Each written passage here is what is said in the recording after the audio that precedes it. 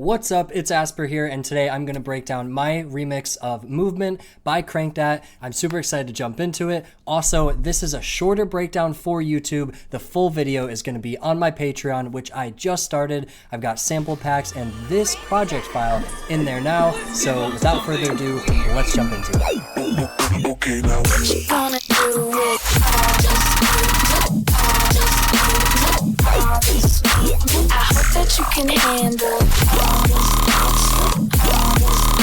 So it just starts off with the OG vocals. I separated the stems between instrumental and vocals, so it's just the instrumental and the vocals. Okay, now what And I added just a basic shaker loop and some hats you gonna do with just to give it a little bit more flavor. I threw an ambience on that I made, and this will be in the sample pack that I'm gonna put out on my Gumroad and will have available on the Patreon soon. When I made this remix, I knew that I had an abundance of samples like that that could fill out a track that I just immediately threw in because I knew it would work. Yeah, and here's a freeze tail from the vocals. I just made a big ass reverb shot, and then I added this sustain. Stuff like this is the kind of ear candy that puts people into a different universe when they're listening to your music. And we also have a tease of the drop. And took inspiration from the original song because he had the lead doing that too. I really wanted to respect the fundamental concept as much as possible. So in the intro section, I recreated the melody with an 808, threw Decapitator on it and some erosion, and it's on the punchy preset. Decapitator is really good for that like low end grit. That's like kind of the only time I use it. Faded keys, goated. So it's super simple. It was just transcribing the melody in the intro and teasing the drop. And then I added some of the hats from the drop as well. And moving into the build-up, I used a lot of the instrumental from the original song because it kind of teased that like sploinkiness, and then I just built up my own structure around it, just making it more me. Got a clap, layered with another clap and a snare build. Snare build will also be in the sample pack. I've got a lot of like just fundamental things that I always wish that I had when I was producing to start off, because there's just so many times that you're looking for a basic snare build and you just can't find the right sample to make one. And this is my favorite riser.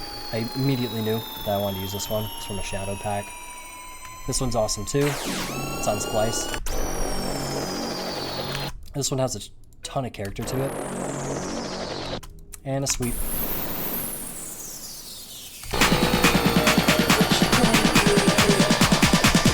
Oh yeah, I did the Asper card tag. This little thump is freaking awesome for launching you right into the drop. okay now That's with, and this is without. okay now okay now It just gives you like something to head nod to. You can do with or without it. It's just one of those like those taste things. I like it. I accidentally put this in the vocal group, but it's obviously in FX. Got a chant in the background. In that section, I'm taking the vocal and just shifting it up so that it doubles with this vocal to kind of sound like an alien. I don't know, that's just where my mind was with all the like sploinkiness. And now the drums. Super basic. Just a hat going from 8th to 16th and 32 notes. Got a crash right on the drop, and then it goes backwards to kind of throw you in. Lots of loops. I'm a big fan of sport mode.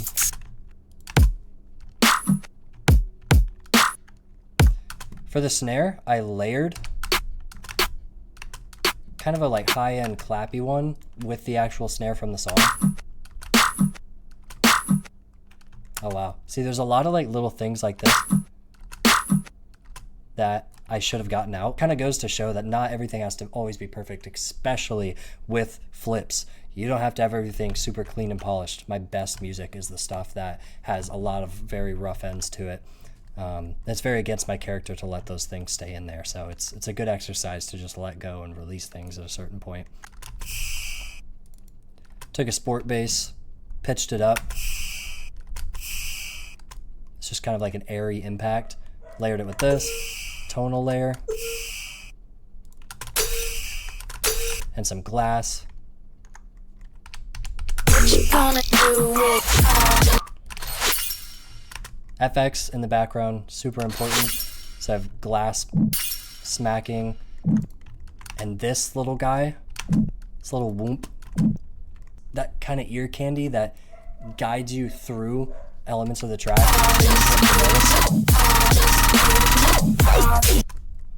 So sick. And now on to probably the part you're most wondering about is the sound design of the leads. I made a bunch of donks, just stuff like this. And then I was just layering it with other donks or pitching them up and down. It's really just stacking layers of sounds.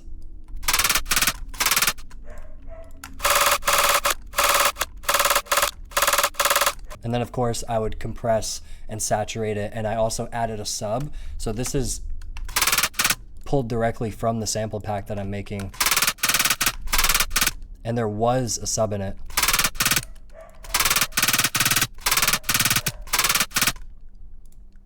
But that sub was more so used as impact to get that mid-range filled out. And then I also EQ'd this frequency here. It's a good frequency by itself, like if I was just using the sample, but I ended up layering this with another dedicated sub following the pitch, which also, it pitches up one semitone at the end here, as you can see. And all of these layers do that. This sub does as well. And this sub is a preset from the Black Market Sounds. I really, really like this one. And I also added this harmonic series smooth up 7 and up 4 octaves to give it that like screech. Which is why I took out that frequency in this one, so that they kind of fit nicely together. And this was direct inspiration from the original track. I needed some sort of like kind of like splunky-ish element to go on top. So I just repurposed the sub and just used this sine wave, basically, and put a ring mod on it and called it a day. So they're all conjoined, have their own purpose, are taking up their own spot in the frequency range. So it just sounds like one big happy family.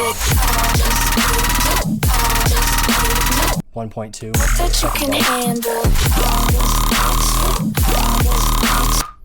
I reused a lot of the same layers. I used the same one here, but I took out that harmonic series and gave room for this new bass. Oh, that's the same sine note from earlier. But this is my wah-wah preset, which is in almost all of my songs. And then it's just OTTs, saturation, you know how it is. And once again, it's pitching up at the same time.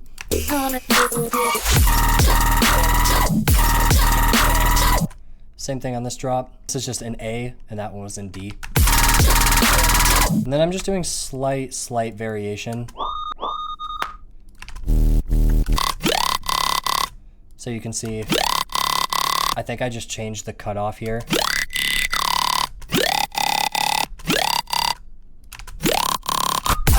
Just to give it a slightly different sound. I wasn't trying to do anything crazy. Just got a quick sub drop here. Some crackle.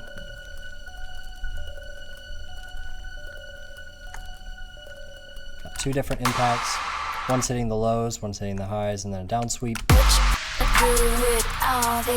The hats come back in, and then I just bring back in that intro. But I pitched up this melody here, or this one.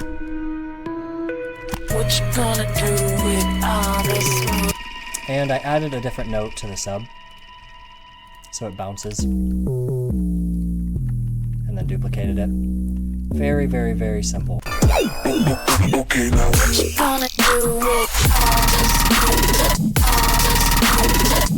the second drop, this is the same sample, but I added a shifter to it. And I changed the kick pattern.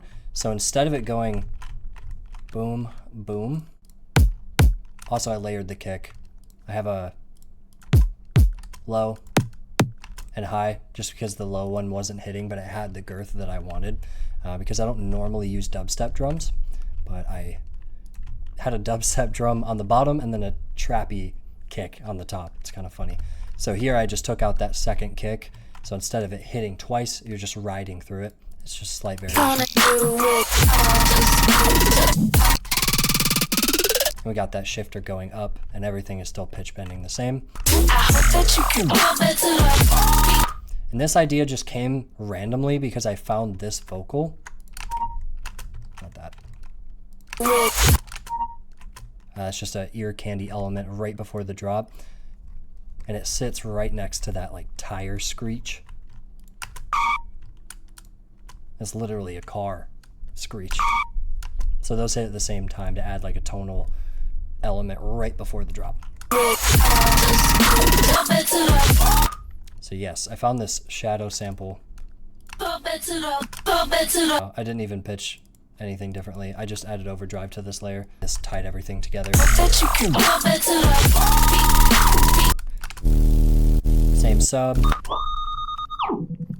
For the sine layer, I ended up adding a oh yeah, on this layer it's just saturation, reverb, a lot of reverb, because that really takes all those harsh signals and just smooths them out like butter. And I used boba twice just to keep taking out those frequencies because it was really harsh. And I'm saturating again to try and fill some harmonics, and I just continue to do that. Honestly, I should have EQs at the end of this, taking out all the lows, because if we look, it's probably got some low end information. It's not a lot, but you know, normally I would do that. At the end of this, I just added this little ramp here, which is taking that ring mod back down. So in the beginning, it's just ramping up, and then it closes out. That's the only difference there. And I used this triplet preset with the harmonic series. Here's the FX, very simple. It's pitched up one semitone at the end here just to follow the same pitch of the sub and the lead. Just got OTT, saturation, same deal as before. In these areas right here, in both drops, I just have a Reese. I'm beefing it up a lot. I have a OTT, EQ8, Camel Crusher, Overdrive. Camel Crusher is free. And then Overdrive, Amp, Hiss, Auto Filter, Reverb, another Auto Filter. So if we listen to it without all this,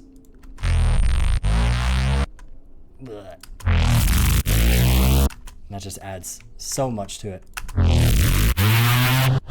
at the end here, I create a reverb tail at the end of the track and throw it into the outro. On the outro, it's just basic kick and snare and hat pattern, so you can easily DJ out of it. This was a very quick project that I threw together, got the concept down, just put it out. This is not a show of my technical abilities or perfection by any means. It was just a fun little flip. So I hope you guys enjoyed the video today, and I hope this helped a little bit. My goal was to show you that not everything has to be super perfect, and that's all I've got for you today. Have a good night.